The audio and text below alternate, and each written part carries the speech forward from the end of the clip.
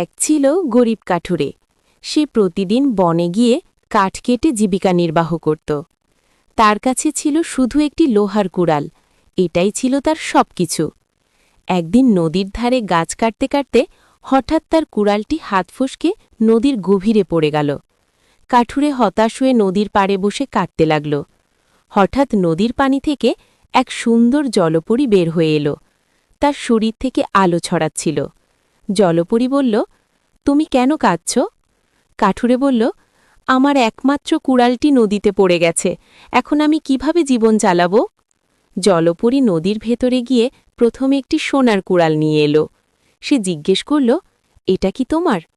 কাঠুরে বলল, না, এটা আমার না। এরপর জলপরী একটি রূপার কুড়াল নিয়ে এলো। কাঠুরে আবারও বলল, না, এটাও আমার না। শেষে জলপরী তার আসল লোহার কুড়াল নিয়ে এলো। কাঠুরে খুশি হয়ে বলল, হ্যাঁ, এটাই আমার কুড়াল। কাঠুরের সততা দেখে জলপরী খুব খুশি হল।